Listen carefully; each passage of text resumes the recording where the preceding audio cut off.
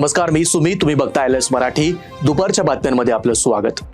अंबादास दानवे यांनी सोशल मीडियावर एक खळबळजनक व्हिडिओ शेअर केलाय. या व्हिडिओमध्ये एक व्यक्ती पैशांच्या गड्ड्यांसह दिसतोय. त्या व्हिडिओमध्ये दिसणारी व्यक्ती आमदार महेंद्र दळवी असल्याचं समजतंय असा दावा दानवे यांनी केलाय.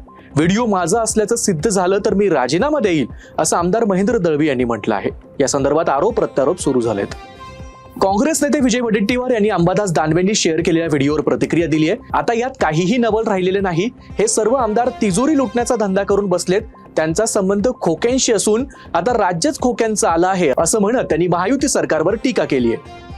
भविष्यात तुम्ही कोणत्याही क्षेत्रात पुढे गेला तरी संविधानिक मूल्यांचं भान ठेवून काम केलं तर देशाचा विकास निश्चित आहे असा विश्वास उपमुख्यमंत्री एकनाथ शिंदे यांनी व्यक्त केलाय. 140 कोटी लोक शांततेने राहता हेच लोकशाहीचं खरं सामर्थ्य असल्याचंही शिंदे म्हणाले. राष्ट्रकुल संसदीय मंडळ महाराष्ट्र शाखेच्या वतीने आयोजित संसदीय अभ्यास वर्गाच्या उद्घाटन प्रसंगी ते बोलत होते. बारामती बाजार समितीमध्ये हमी भावानं मका खरेदीसाठी ऑनलाईन रजिस्ट्रेशन सुरू करण्यात आलंय. ऑनलाईन नोंदणीची प्रक्रिया 3 नोव्हेंबर ते 28 फेब्रुवारी 2026 पर्यंत निश्चित करण्यात आली आहे. केंद्र सरकारने मक्याचा हमी भाव 2400 रुपये जाहीर केलाय. मका उत्पादक शेतकऱ्यांनी नोंदणी करण्याचं आवाहन कृषी उत्पन्न बाजार समितीच्या संचालक मंडळानं केलंय. नाशिकमध्ये सेंट झेवियर्स शाळेजवळ गोमांस आढळून आलंय. नागरिक संतप्त होऊन रस्त्यावर उतरलेत. त्यांनी प्रशासनाविरोधात जोरदार घोषणाबाजी केली आहे. गुन्हेगारांना तात्काळ पकडा अन्यथा आंदोलन करू असा तीव्र इशारा नागरिकांकडून देण्यात आलाय. घटनेची माहिती मिळताच पोलीस घटनास्थळी दाखल झालेत.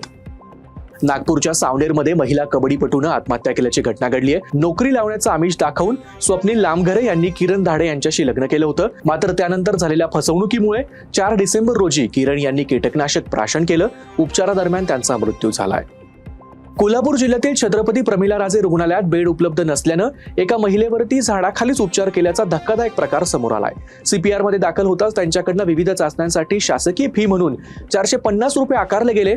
मात्र शासकीय फी भरून देखील रुग्णांना मूलभूत सुविधा नाकारल्या जाण्याचा हा गंभीर प्रकार समोर आलाय.